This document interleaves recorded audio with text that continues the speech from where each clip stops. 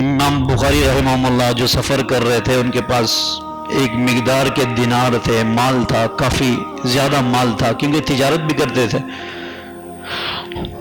تو جب وہ کشتی پہ سوار ہوئے، کسی شخص نے دیکھ لیا ان کے پاس فلانا اتنا مال ہے، مشہور قول ہے مگر مجھے اس کی تعداد یاد نہیں ہے، پتہ نہیں 50,000 تھے، 30، جتنے بھی تھے، مگر رقم بہت تھی۔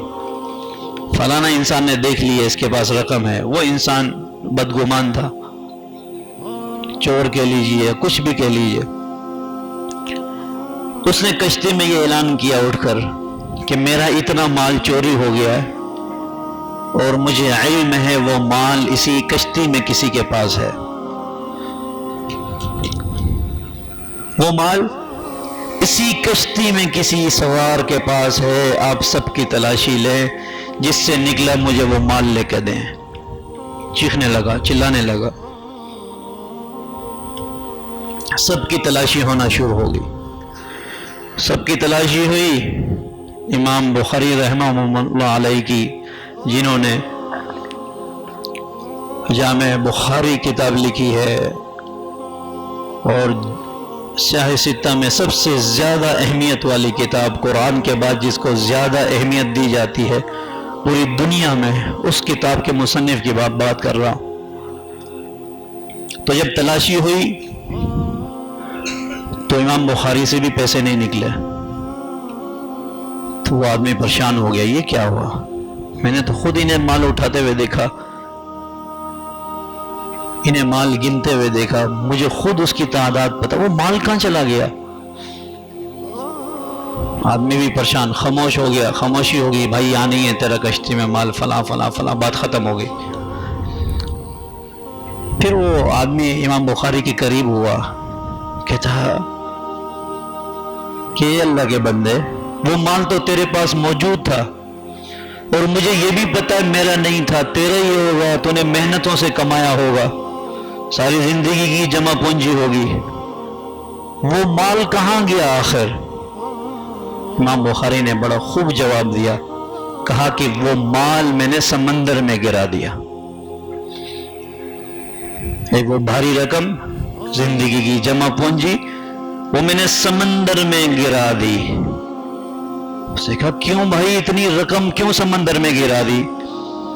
کہا اس لیے کہ میں محمد عربی صلی اللہ علیہ وسلم کی احادیثوں کو جمع کر کر ایک مجموعہ کتاب لکھ رہا ہوں، اگر مجھ سے یہ مال میرا ہی ہے میں ثابت کر لیتا، لڑ لیتا اس کے لیے کہ یہ میرا ہے، مگر وہ جو لوگوں کے ذہنوں میں سوال رہ جاتا کہ یہ انسان نے ایک شبہ پیدا ہو جاتا کہ چوری نہ کی ہو، ان حدیثوں پر آنچ نہ آئے، میں نے اپنا سارا مال اللہ کے لیے قربان کر دیا۔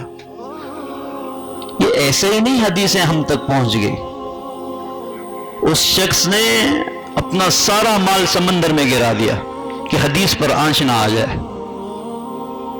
ایسے قربانی والے لوگ تھے وہ، اور ایسے حافظے والے کہ سفر پر جا رہے گردن نیچے کر لی، بینائی نہیں ہے، تو لوگوں نے پوچھا آپ نے گردن نیچے کیوں کی؟ کہا یہاں ایک ٹہنی تھی جو یہاں سے گزرتے ہوئے سر پر لگتی تھی، ہم نے کہا یہاں تو کوئی ٹہنی نہیں ہے، کوئی درخت نہیں ہے۔ فرمایا نہیں یہاں درخت ہے، پتہ کرو۔ کہا یہاں حضرت ہم آنکھوں سے دیکھ رہے ہیں درخت نہیں ہے۔ مشہور محدث ہیں، حدیثیں جو بیان کرتے ہیں ان کے حافظے کی بات کر رہا۔ سفر کو وہیں روک لیا۔ کیوں روکا؟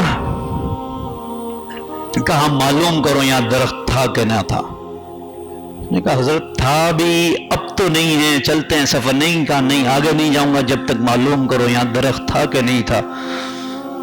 معلوم کیا گیا، شہر کے اندر جایا گیا، کیونکہ سفر ہمیشہ جیسے ہم لوگ بائی پاس نکالتے ہیں نا شہروں کے، تو یعنی کہ شہر کے اندر اکثر داخل نہیں ہوتے تھے جب ضرورت نہیں ہوتی تھی، باہر باہر سے سفر کیا کرتے تھے۔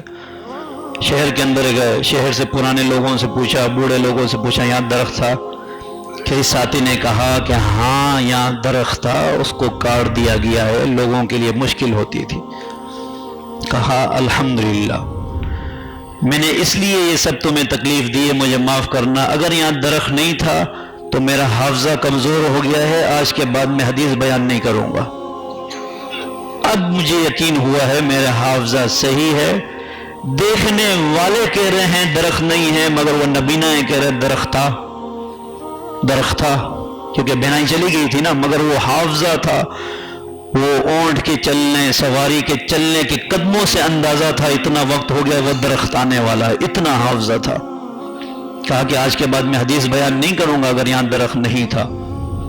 تو ایسے لوگوں نے علم حاصل کیا اور نبی کریم صلی اللہ علیہ وسلم کی تعلیمات کو اپنے سینوں میں رکھا، اور اس سینوں میں لے کر ائمہ نے لکھا، ایک ایک سے جا کر پوچھا، اسے محفوظ کیا اور آج تک ہم تک پہنچایا ہے۔